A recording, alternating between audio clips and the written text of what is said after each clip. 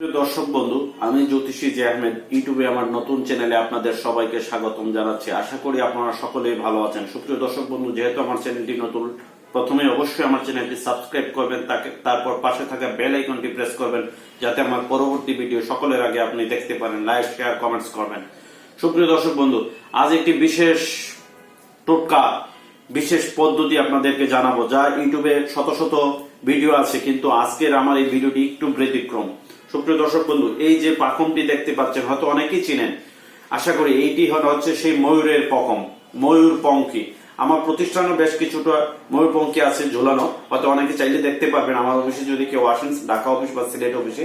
এই সেই ময়ূরের পখম। ময়ূরের পখম দিয়ে কি হয়?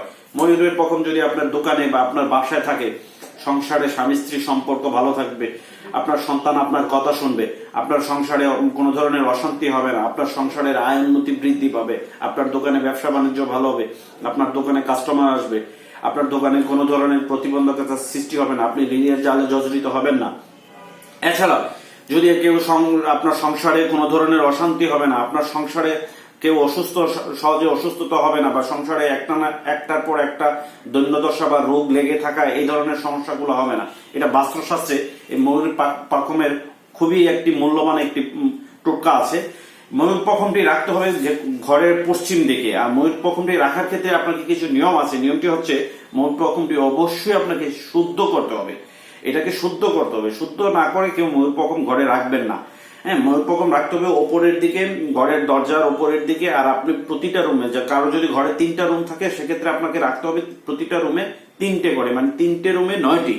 কারো ঘরে যদি 4টে রুম থাকে, সেক্ষেত্রে 4টি রুমে আপনার রাখতে হবে 3 4 12টি। আর যদি কারো ঘরে 2টি রুম থাকে, সেক্ষেত্রে রাখবে 3 থেকে 6টি।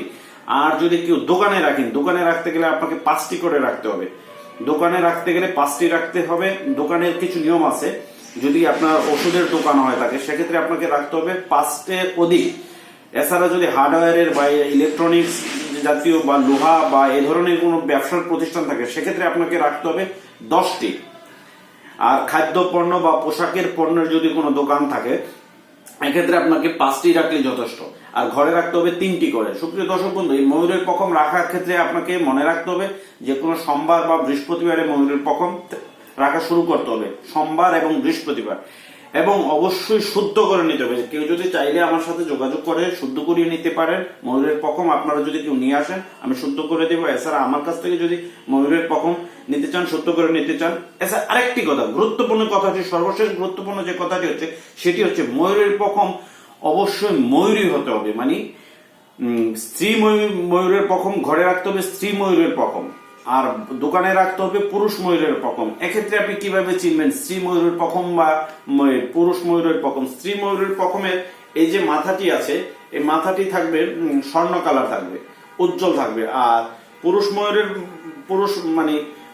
ময়ূরের পখমটা এইরকমই থাকবে, মাথাটি কোনো উজ্জ্বল থাকবে না। আর স্ত্রী ময়ূরের পখমটি মাথাটি থাকবে উজ্জ্বল, মানে স্বর্ণ কালার, যেটা হচ্ছে আপনার গোল্ডেন কালার থাকবে। তো সুপ্রিয় দর্শক বন্ধু, ঘরের জন্য অবশ্যই আপনাকে রাখতে হবে মানে স্ত্রী ময়ূরের পখম, মানে যেটাকে ময়ূরী আমরা বলে থাকি। আর দোকানের জন্য রাখতে হবে পুরুষ ময়ূরের পখম।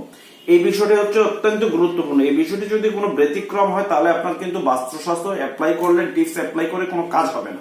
সুপ্রিয় দর্শক বন্ধু, যেহেতু আমার চ্যানেলটি নতুন, অবশ্যই আমার চ্যানেলের প্রত্যেকটি ভিডিও দেখবেন। যদি কোনো বিষয়ে আপনাদের আমার সাথে যোগাযোগ করার প্রয়োজন হয়, ঢাকা মগবাজার ওয়্যারলেসে আমার একটি চেম্বার আছে, এবং সিলেট জিন্দাবাজার লন্ডন মেনশনে আমার একটি চেম্বার আছে।